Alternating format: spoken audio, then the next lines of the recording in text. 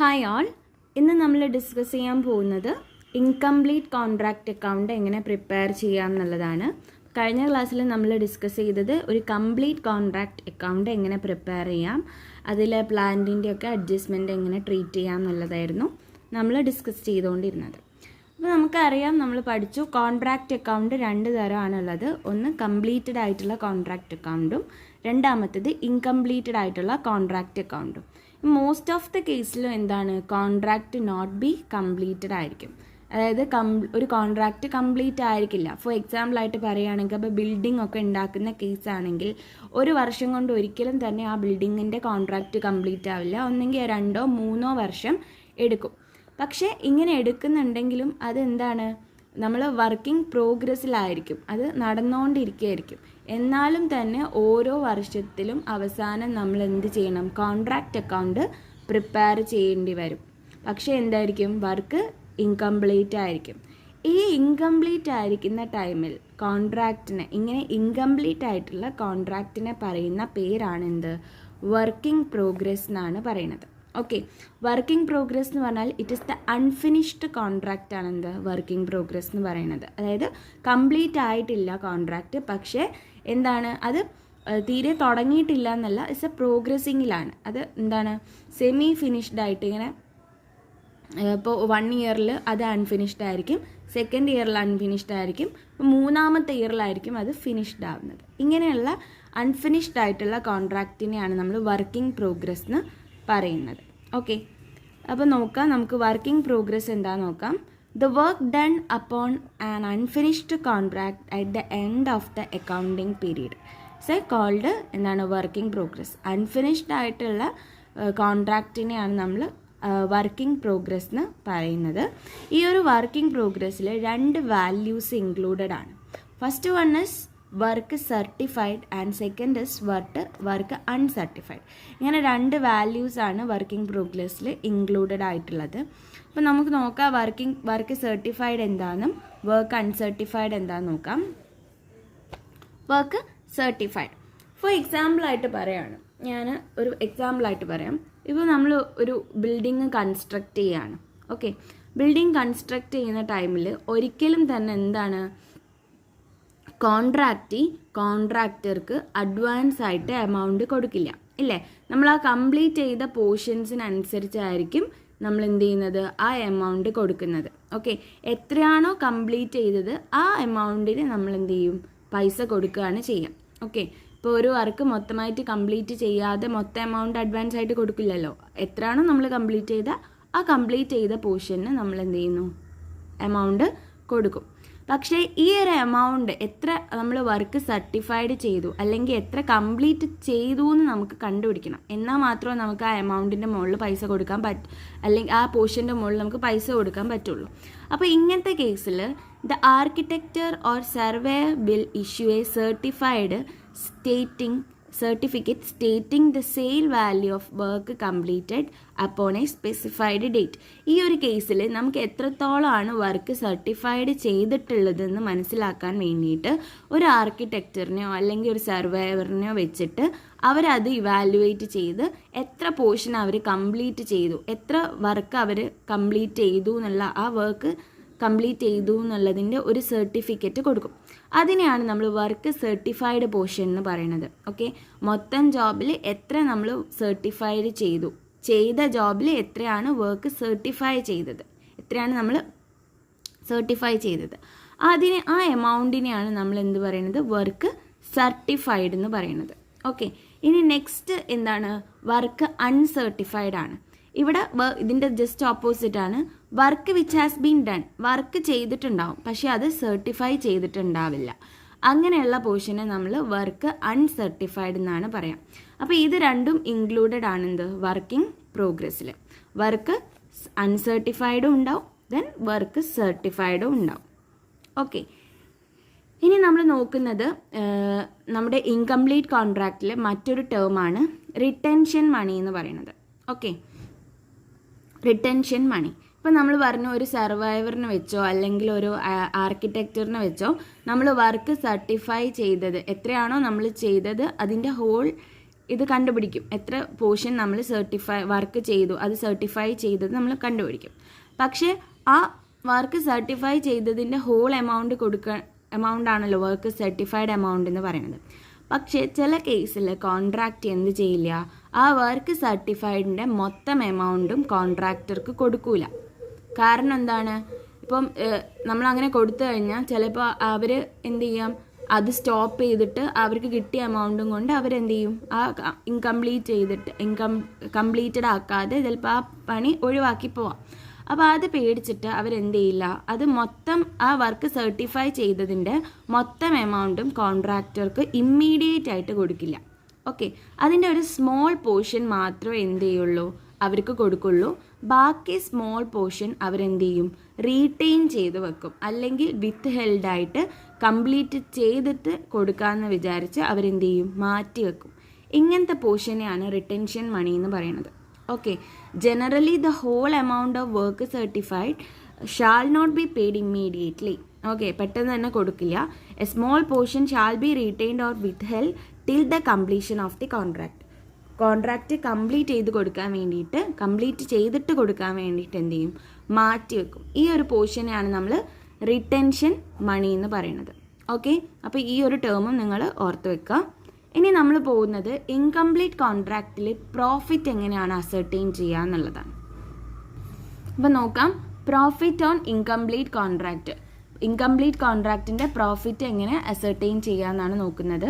അപ്പോൾ നമ്മൾ ഫസ്റ്റ് പാർട്ടിൽ പറഞ്ഞിരുന്നു, ഇൻകംപ്ലീറ്റഡ് കോൺട്രാക്റ്റിൻ്റെ പ്രോഫിറ്റിനെ പറയുന്ന പേര് നോഷണൽ പ്രോഫിറ്റ് എന്നാണ്.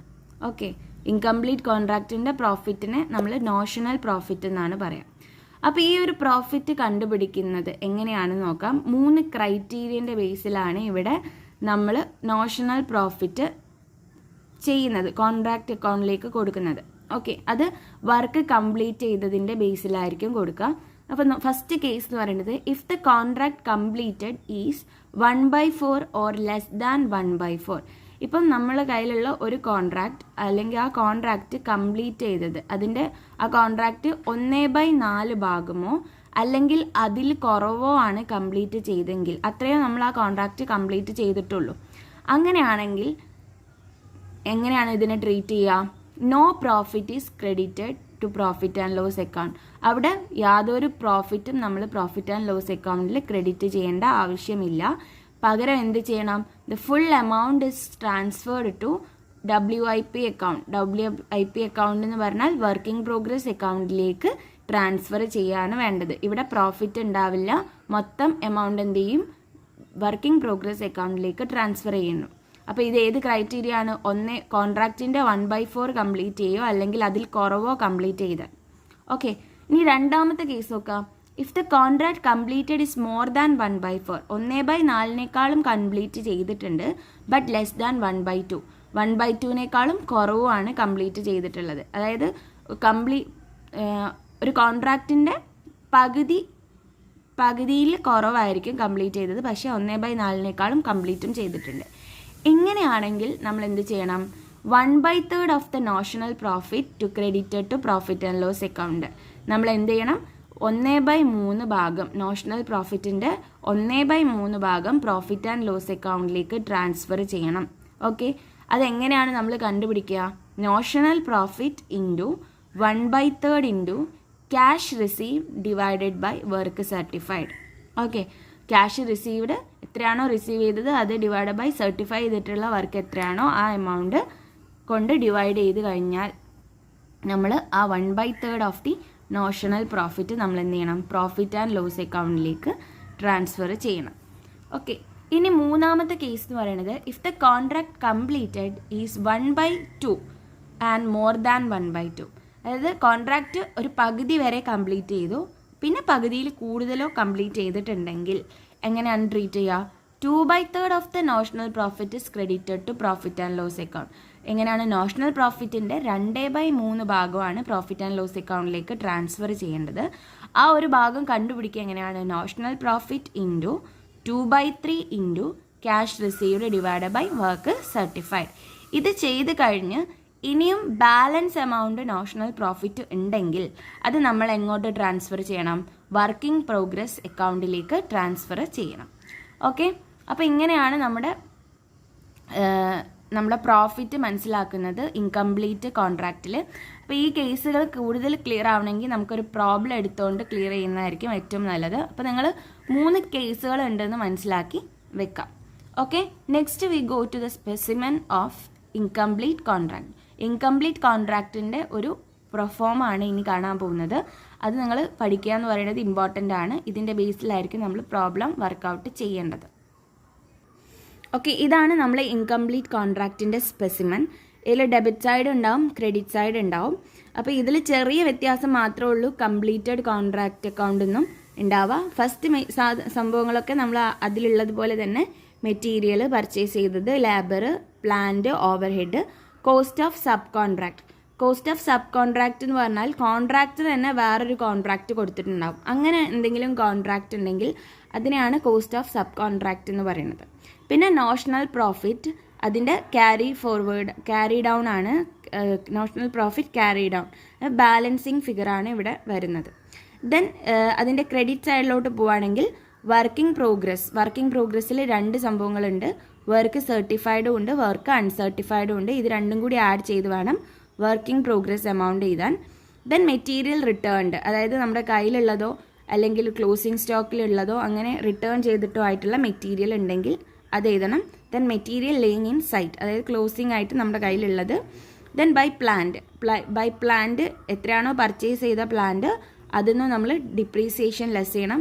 കംപ്ലീറ്റഡിൽ ചെയ്ത അതേപോലെ തന്നെ ആ എമൗണ്ട് എഴുതാം. ദെൻ ഇതിനെ നമ്മൾ എന്ത് ചെയ്യുക, ബാലൻസ് ചെയ്യാം. ബാലൻസ് ചെയ്തിട്ട് കിട്ടുന്നതാണ് നോഷണൽ പ്രോഫിറ്റ് എന്ന് പറയുന്നത്. ഈ നോഷണൽ പ്രോഫിറ്റിനെ, അതായത് നമുക്ക് ക്യാരി ഡൗൺ ആയിട്ടുള്ള നോഷണൽ പ്രോഫിറ്റിനെ പിന്നെ നമ്മൾ എന്ത് ചെയ്യണം, കോൺട്രാക്റ്റ് അക്കൗണ്ടിൻ്റെ ക്രെഡിറ്റ് സൈഡിലോട്ട് ബ്രോ ഡൗൺ ചെയ്യണം. ഓക്കെ, ഇതേ എമൗണ്ട് നമ്മൾ ഇങ്ങോട്ട് എടുത്ത് എഴുതാം. By notional profit brought down, എത്രയാണോ എമൗണ്ട് ഉള്ളത് ആ എമൗണ്ടാണ്. ഈ എമൗണ്ടിനെയാണ് നമ്മൾ പിന്നെ എന്ത് ചെയ്യേണ്ടത്, പ്രോഫിറ്റ് ആൻഡ് ലോസ് അക്കൗണ്ടിലേക്കും വർക്കിംഗ് പ്രോഗ്രസ്സിലേക്കും എന്ത് ചെയ്യേണ്ടത്, ഡിവൈഡ് ചെയ്ത് കൊടുക്കേണ്ടത്. അപ്പോൾ ഇവിടെയുള്ള എമൗണ്ട് നമ്മൾ ഏത് ബേസിലാണ്, നമ്മൾ ആ വർക്ക് എത്രത്തോളം സർട്ടിഫൈ ചെയ്തിട്ടുണ്ട് അല്ലെങ്കിൽ എത്രത്തോളം കംപ്ലീറ്റ് ചെയ്തതിൻ്റെ ബേസിലായിരിക്കും പ്രോഫിറ്റ് ആൻഡ് ലോസ് അക്കൗണ്ടിലേക്കും വർക്കിംഗ് പ്രോഗ്രസ്സിലേക്കും എന്ത് ചെയ്യുക, ഇത് ഡിവൈഡ് ചെയ്ത് കൊടുക്കുകയാണ് വേണ്ടത്. ഓക്കെ, അതുകൂടി കംപ്ലീറ്റ് ചെയ്താൽ നമുക്ക് ഈ അക്കൗണ്ട് എന്ത് ചെയ്യാൻ പറ്റും, ക്ലോസ് ചെയ്യാൻ പറ്റും. ഓക്കെ, അപ്പോൾ ഇതാണ് ഇതിൻ്റെ സ്പെസിഫൻ. ഇത് ഓർത്ത് വെക്കുക. ഇത് പഠിച്ചാൽ മാത്രമേ നമുക്കിത് പ്രോബ്ലം ചെയ്യാൻ പറ്റുള്ളൂ. ഓക്കെ, നമുക്ക് ഇനി ഒരു പ്രോബ്ലം എന്ത് ചെയ്യാം, വർക്കൗട്ട് ചെയ്ത് നോക്കാം. ഓക്കെ, ഇവിടെ ഒരു പ്രോബ്ലം തന്നിട്ടുണ്ട്. The contract ledger of the company should be the following expenditure on account contract number 1470 at 31st December 2030.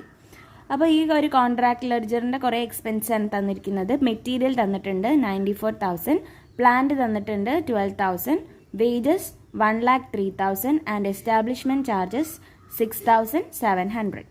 ഇനി ബാക്കി, the contract was commenced in January 2020. എന്നാണ് കമൻസ് ചെയ്യുന്നത് കോൺട്രാക്ട്, January 2020 കമൻസ് ചെയ്യുന്നത്. And the contract price was 40,000 ആണ് contract price ഉള്ളത്. The cash received on account to the date was 1,72,000 ആണ് എന്ത് ചെയ്തത്, ക്യാഷ് റിസീവ് ചെയ്തിട്ടുള്ളത്. അതായത് സർട്ടിഫൈഡ് എമൗണ്ടിൻ്റെ ആണ് പറയുന്നത്. Representing 80% of the work certified. Okay, 80% work certified ചെയ്തതിന് അവർ അതിനെ റെപ്രസെൻറ്റ് ചെയ്തുകൊണ്ട് 1,72,000 ആണ് അവർക്ക് റിസീവ് ചെയ്തിട്ടുള്ള cash. Okay, remaining 20% being retained until completion. പക്ഷേ 20%, ബാക്കിയുള്ള 20% എന്ന് പറയുന്നത് അവരെന്ത് ചെയ്തിട്ടില്ല, കൊടുത്തിട്ടില്ല. അത് റീറ്റെയിൻ ചെയ്ത് വെച്ചിട്ടാണ്. അതാണ് നമ്മൾ റിട്ടൻഷൻ മണി നമ്മൾ പഠിച്ചത്. Then the value of the material in hand was ₹4,500. It will be credited to contract account. എന്താണ് ഇത്, നമ്മുടെ കയ്യിലുള്ള മെറ്റീരിയലാണ്, ക്ലോസിംഗ് സ്റ്റോക്ക് ആയിട്ട് എടുക്കാം. അപ്പം അത് നമ്മൾ എന്ത് ചെയ്യണം, മെറ്റീരിയൽ കോൺട്രാക്ട് അക്കൗണ്ടിൽ ക്രെഡിറ്റ് ചെയ്യണം. Then finish and work finished but not certified. Work complete ചെയ്തിട്ടുണ്ട് പക്ഷെ അത് സർട്ടിഫൈഡ് ചെയ്തിട്ടില്ല. അപ്പോൾ വർക്ക് അൺസർട്ടിഫൈഡ് ആണത്. അപ്പോൾ അത് എത്രയാണ് തന്നത്, ₹4,000 ആണ്. Then the prepare an account is in respect of contract showing profit to the date assuming the depreciation on plant at 10% per annum. അതായത് ഇത് ഇൻകംപ്ലീറ്റ് ആയതുകൊണ്ട് നമുക്ക് ഡിപ്രീസിയേഷൻ പെർ ആനം ആണ് തന്നിരിക്കുന്നത്. 10% ആണ് കാണാൻ പറഞ്ഞിട്ടുള്ളത് പ്ലാന്റിൻ്റെ മുകളിൽ. And the state the proportion of the profit and the company would be justified in taking to credit of profit and loss account. നമ്മളോട് എന്താണ് പറഞ്ഞിരുന്നത്? പ്രോഫിറ്റ് ആൻഡ് ലോസ് അക്കൗണ്ടിലേക്ക് ഇതിൻ്റെ നോഷണൽ പ്രോഫിറ്റിനെ നമ്മൾ എന്ത് ചെയ്യണം? ട്രാൻസ്ഫർ ചെയ്യാനാണ് പറഞ്ഞിരിക്കുന്നത്. അപ്പോൾ ആദ്യം തന്നെ നമ്മൾ എന്ത് ചെയ്യാണ്? ഫസ്റ്റ് ഒരു കോൺട്രാക്റ്റ് അക്കൗണ്ട് പ്രിപ്പയർ ചെയ്യാണ് വേണ്ടത്. ഓക്കെ, ഒരു ഇൻകംപ്ലീറ്റ് കോൺട്രാക്റ്റ് അക്കൗണ്ട് ആണിത്. Contract account for the year ending 31st December 2020. അപ്പോൾ നമ്മൾ ഫസ്റ്റ് കേസ് പർട്ടിക്കുലർ ആണ്. Particular, then amount and amount. First നമുക്ക് അറിയുന്ന പോലെ എല്ലാ സംഭവങ്ങളും എടുത്തെഴുതാം. ഫസ്റ്റ് വൺ എന്താണ്? മെറ്റീരിയൽ ആണ്.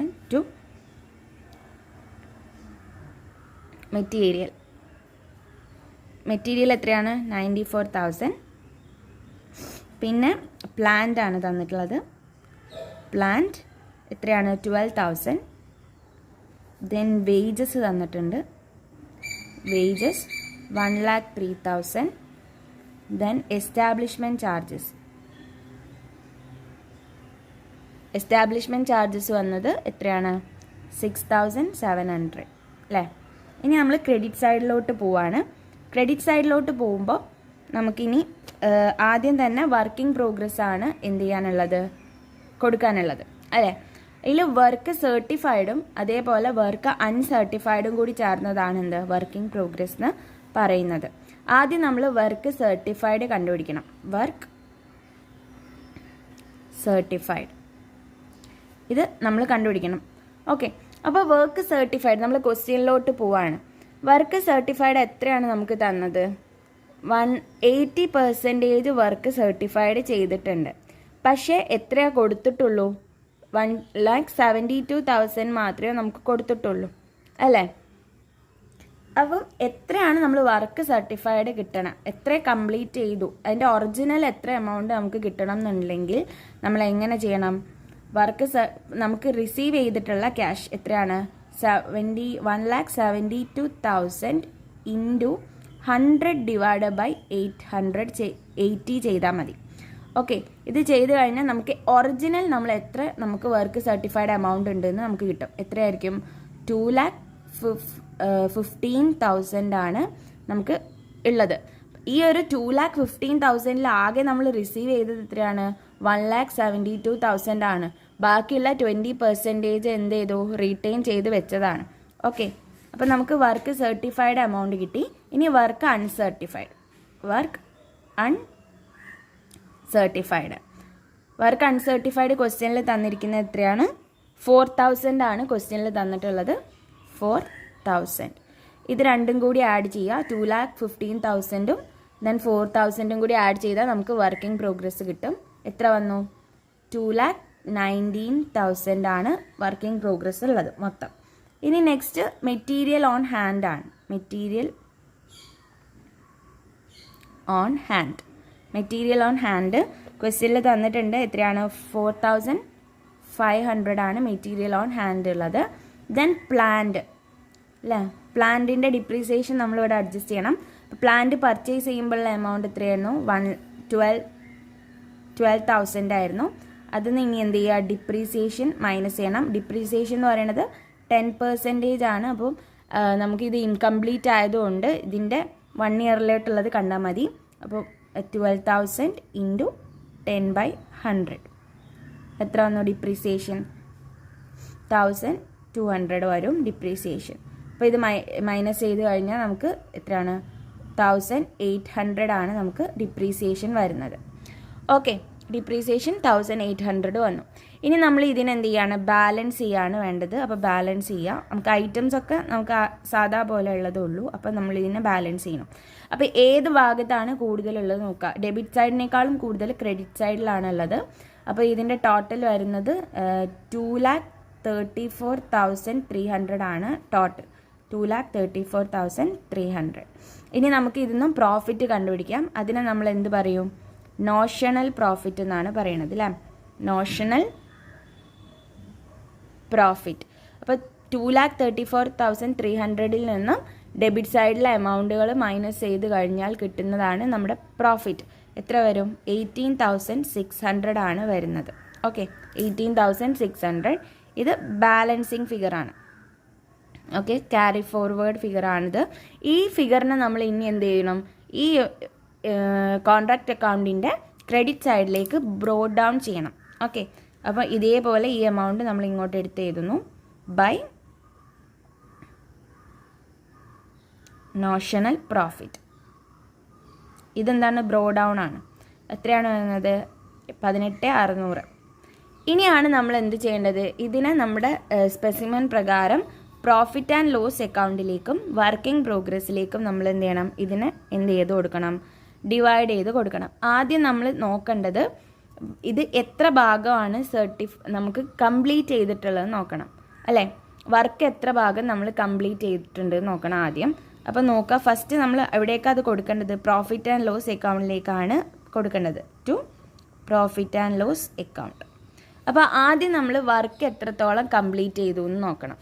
അപ്പോൾ ഇതിനെ നമ്മൾ കംപ്ലീറ്റ് ചെയ്തോ നോക്കേണ്ടത് നമുക്കിവിടെ ക്വസ്റ്റ്യനിൽ തന്നിട്ടുണ്ട്. കോൺട്രാക്റ്റ് പ്രൈസ് തന്നിട്ടുണ്ട്. ഇവിടെ ഞാൻ വർക്കിംഗ് നോട്ട് പോലെ എഴുതാണ്, താഴെ വർക്കിംഗ് നോട്ട് പോലെ എഴുതാണ്. എത്രയാണ് കോൺട്രാക്റ്റ് പ്രൈസ് എന്ന് പറയുന്നത്? എത്രയാണ്? അല്ലെങ്കിൽ നമുക്ക് ഇവിടെ തന്നെ എഴുതാം, നമുക്ക് മനസ്സിലാവാൻ വേണ്ടി. കോൺട്രാക്റ്റ് പ്രൈസ് എന്ന് പറയുന്നത് എത്രയാണ്? 40,000, 4 lakh ആണ് കോൺട്രാക്റ്റ് പ്രൈസ് തന്നിട്ടുള്ളത്. എത്രയാണ്? 4 lakh. ഓക്കെ, 4 lakh ആണ് കോൺട്രാക്റ്റ് പ്രൈസ്. പക്ഷേ പിന്നെ വർക്ക് സർട്ടിഫൈഡ് ചെയ്ത എമൗണ്ട് എത്രയാണ്?